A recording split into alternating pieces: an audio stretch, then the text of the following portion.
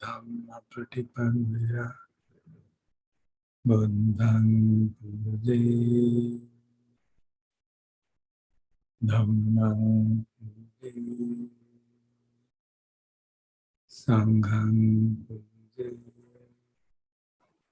Allowed, please.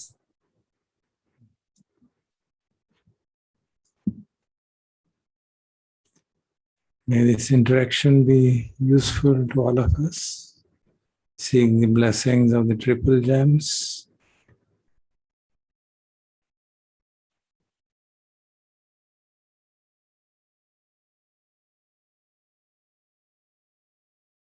Sir unmute कर लीजिए please. Sir वो गलती से अनम्यूट हो गया था, तो अनम्यूट कर लीजिएगा.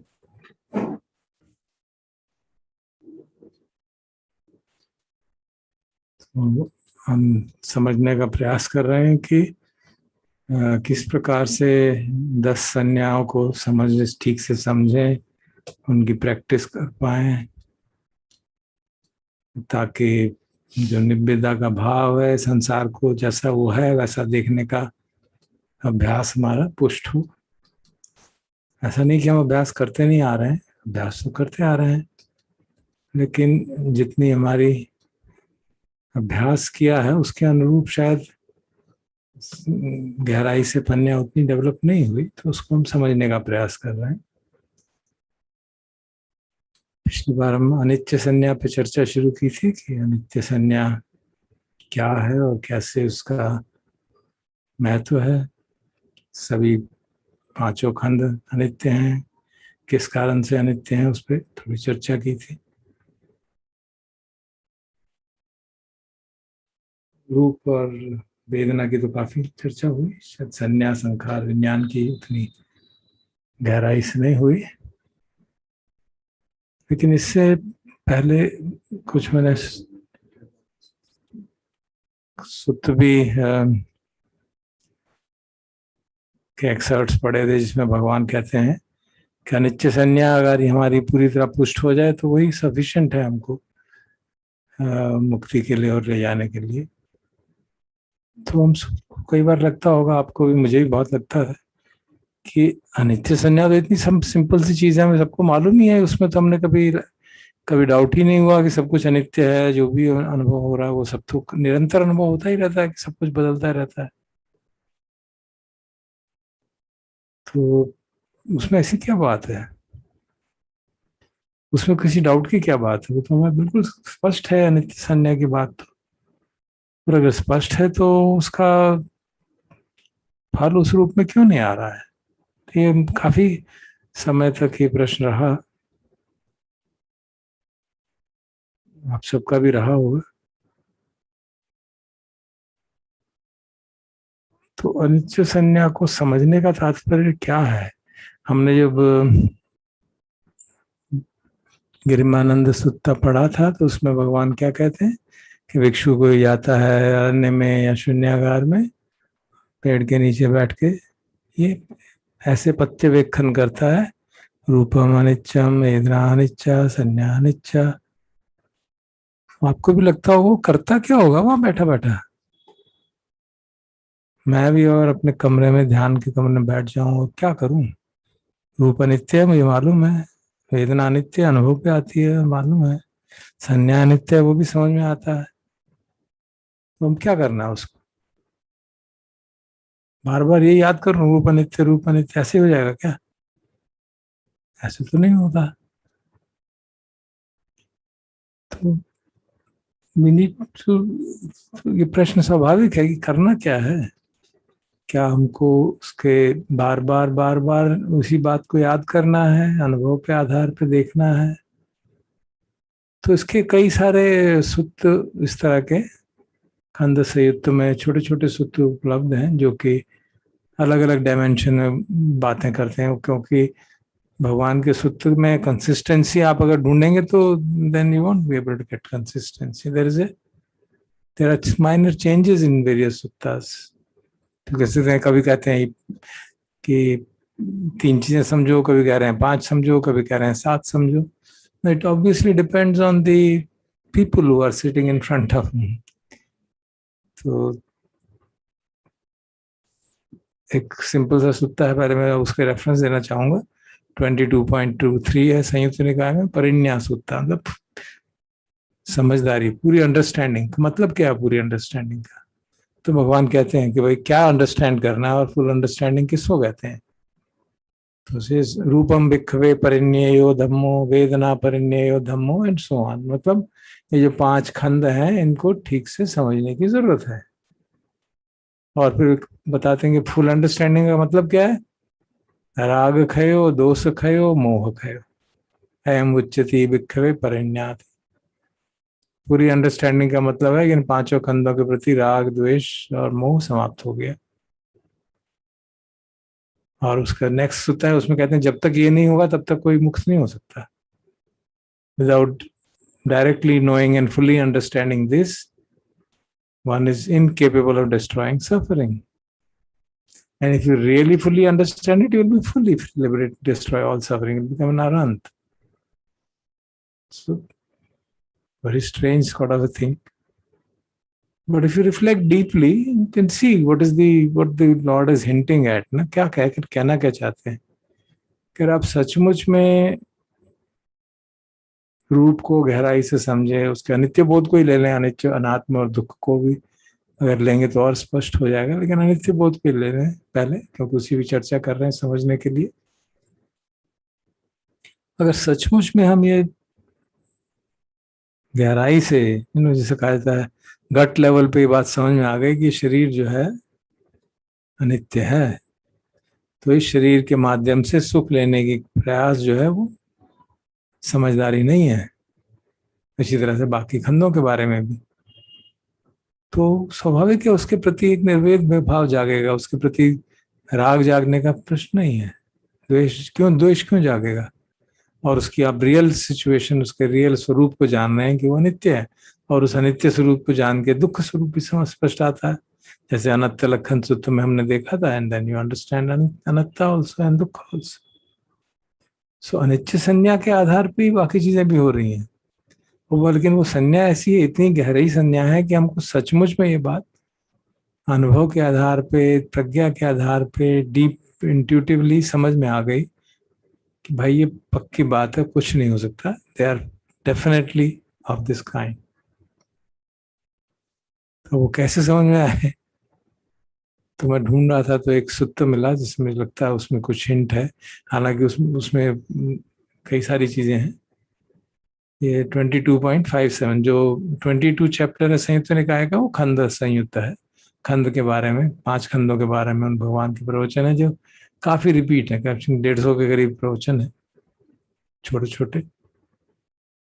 तो इसमें भगवान क्या कह रहे हैं कि सचमुच में अगर आपको समझना है और आपको होली लाइफ, मतलब उत्तम पुरुष बनना है, you want to be liberated, then you have to be skilled in 7 cases and a triple investigation.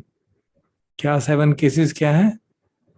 कि वो रूप को,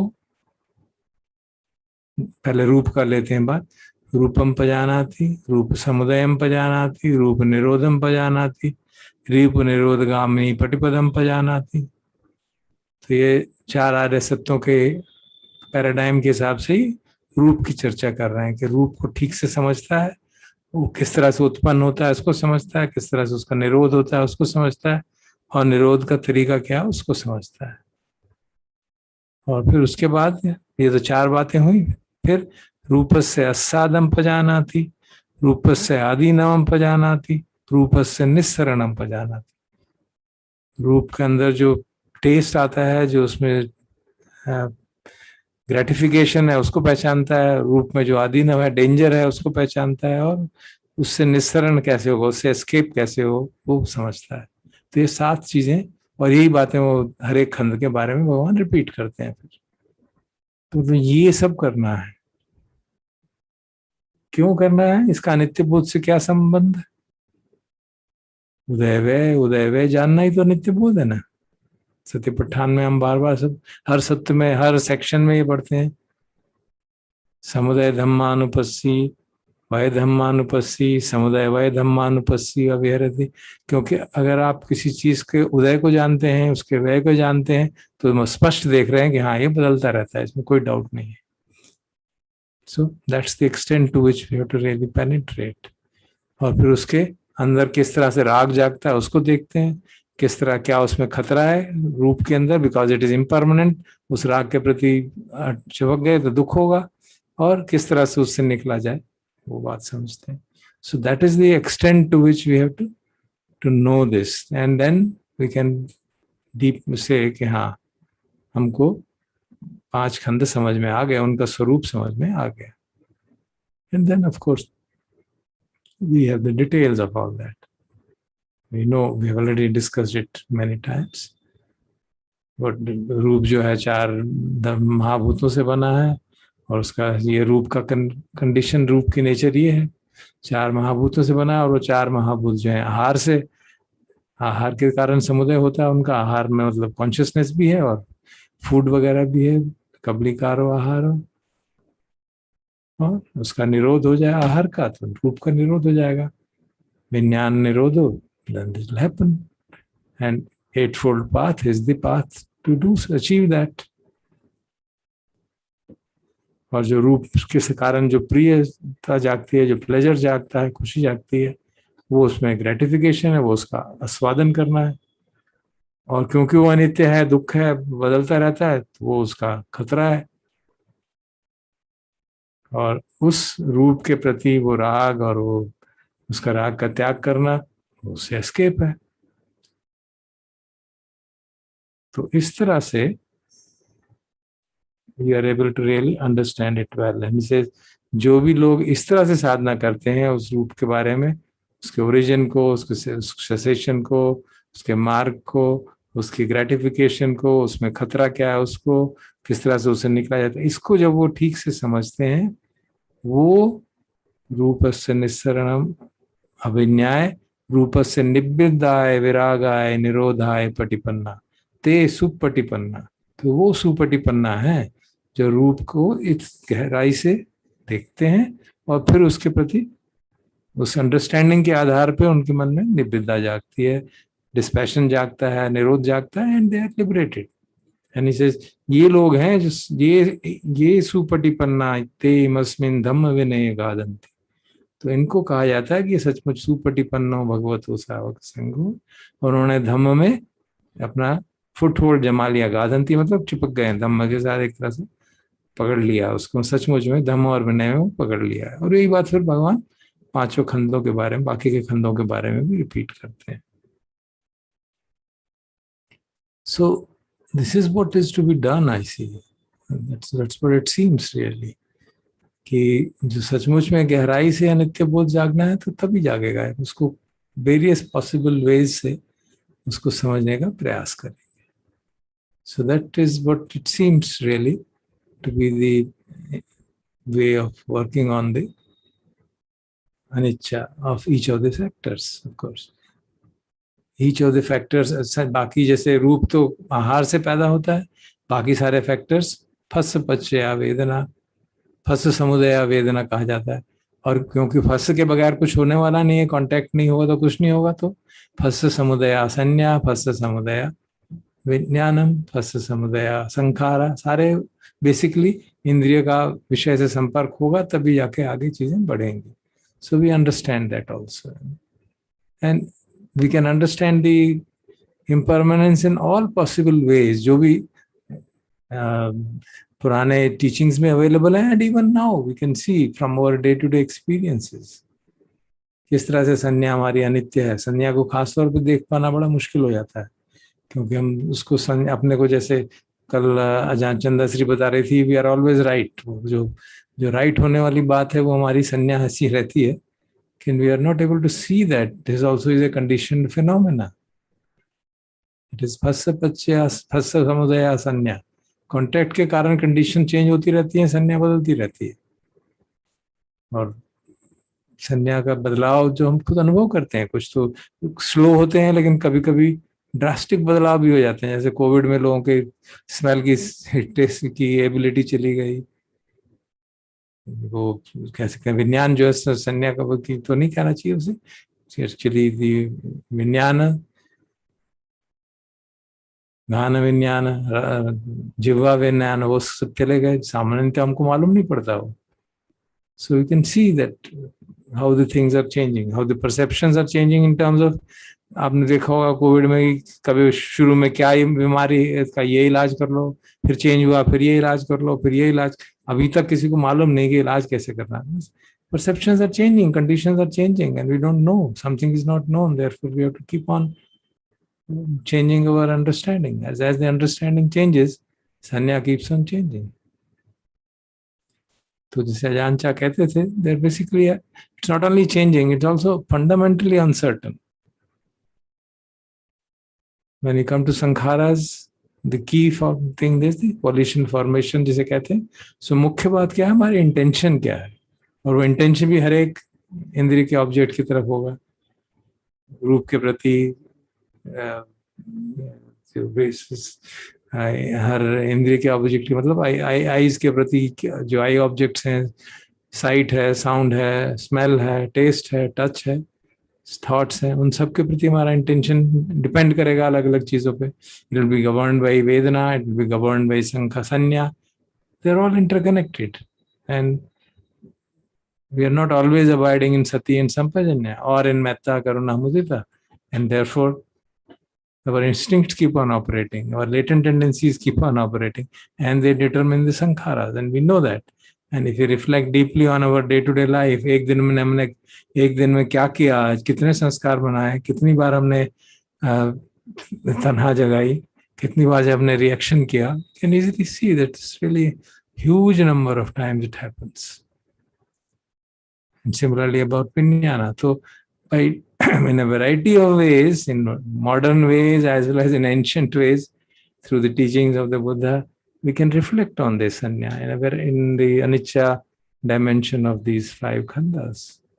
And but when we really understand that, तो मेन हमारा क्या मुख्य उद्देश्य है ये सब समझने का, कि जो पांच खंडों के आधार पे जो सुख मिलता है वो अनरिलायबल है, अनसर्टेन है. इसलिए we should not invest all our energy in seeking happiness there. And that's really the practical aspect of Nibbida. So we try to seek happiness elsewhere, in a higher happiness, जैसे हमने पहले चर्चा की थी, in the mental cultivation of various kinds, in samadhi, and finally in terms of purification of mind, because that gives an abiding sense of happiness. So that's how the anicca sannyas becomes a very powerful tool for cultivating nibbida. So I think that should be enough for our food for thought today, for our reflection. So we can